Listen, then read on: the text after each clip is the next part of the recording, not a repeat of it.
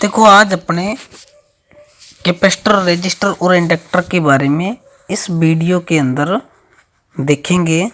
तो इसके अंदर मैं आपको विस्तार से कैपेसिटर रजिस्टर और इंडक्टर के बारे में बताऊंगा, तो आप वीडियो के अंत तक बने रहें। तो पहला है अपना रजिस्टर।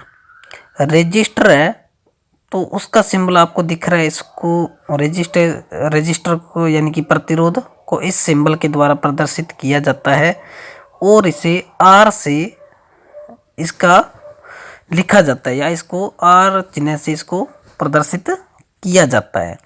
और रजिस्टर होता है वो क्या करता है, धारा के मान को सीमित करने का कार्य करता है।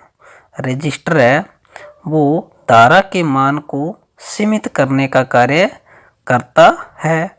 और नीचे इसका सूत्र भी है आर बराबर वी बटा आई, यानी कि जो प्रतिरोध है वो धारा के व्युत्क्रमानुपाती होता है, धारा के व्युत्क्रमानुपाती होता है।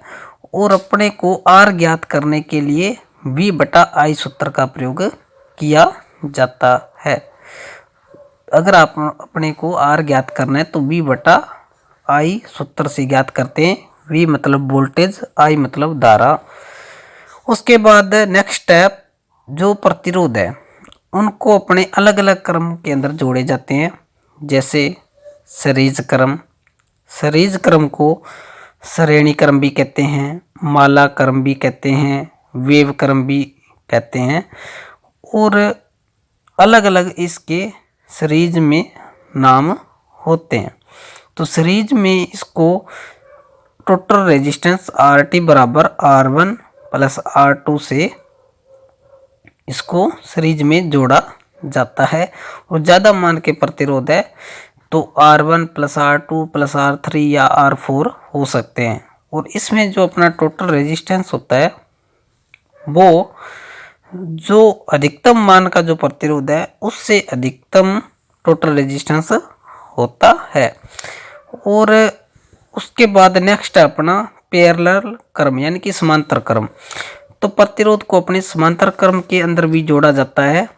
और समांतर क्रम में इसको ज्ञात करने का जो फॉर्मूला होता है 1/RT यानी कि टोटल रेजिस्टेंस बराबर 1/R1 प्लस 1/R2 होता है। अगर अपने पास दो अलग अलग मान के प्रतिरोध है तो अपने R1 इंटू R2 बटा R1 प्लस R2 सूत्र का प्रयोग करते हैं।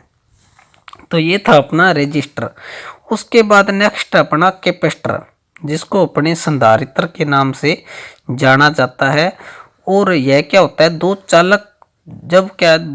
चालक पत्तियों के मध्य जो कुचालक पदार्थ भरा जाता है वही संधारित्र होता है।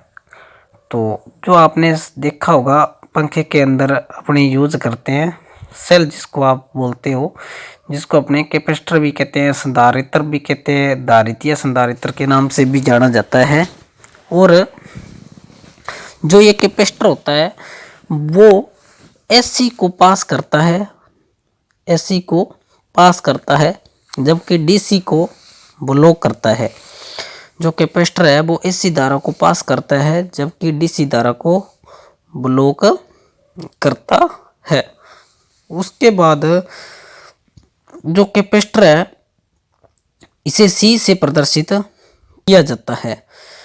और सी ज्ञात करने का जो फॉर्मूला होता है वो क्यू बटा वी होता है। क्यू यानी कि कूलाम, जिसको आप आवेश कहते हो, बटा वी यानी कि वोल्टेज या वोल्ट। तो इसे सीरीज में ज्ञात करने के लिए जो फॉर्मूला है 1/CT टोटल कैपेसिटर या कैपेसिटर हो गया टोटल 1/CT बराबर 1/C1 प्लस 1/C2। और पैरेलल में टोटल कैपेसिटर CT बराबर C1 प्लस C2। तो याद रहे जो RLC सर्किट होते हैं, RLC सर्किट होते हैं, तो उसमें जो C होता है वो उल्टा जुड़ता है। C होता है तो वो सीरीज में होता है पर उल्टा होता है। वो सीरीज है, तो जैसे आर का सीरीज है, आर का सीरीज है तो कैपेसिटर का वो एल कैपेसिटर का समांतर होएगा। और उसी प्रकार अगर आर का समांतर है तो कैपेसिटर का वो सीरीज होएगा। यानी कि आर और एल ये तो सेम वैसे ही जुड़ते हैं जैसे अपने आर को जोड़ा जाता है, जबकि जो सी होता है वो उल्टा जुड़ता है। उसके बाद कैपेसिटर होता है वो वोल्टेज परिवर्तन का विरोध करता है, वोल्टेज परिवर्तन का विरोध करता है और इसका मात्रक फेरेड होता है। और आर का जो मात्रक होता है रेजिस्टर का वो ओम होता है। उसके बाद नेक्स्ट है अपना इंडक्टर, जिसको अपने प्रेरक के नाम से हिंदी में जाना जाता है। और इसके अंदर आपको सिंबल बना हुआ है, एक कुंडली बनी हुई है। तो इंडक्टर की जो इकाई होती है वो हेनरी होती है, जिसे एच से लिखा जाता है, और इंडक्टर को एल से लिखा जाता है। और इंडक्टर है वो धारा परिवर्तन का विरोध करता है। क्या करता है? धारा परिवर्तन का विरोध करता है। और यह एक निष्क्रिय युक्ति है। क्या है?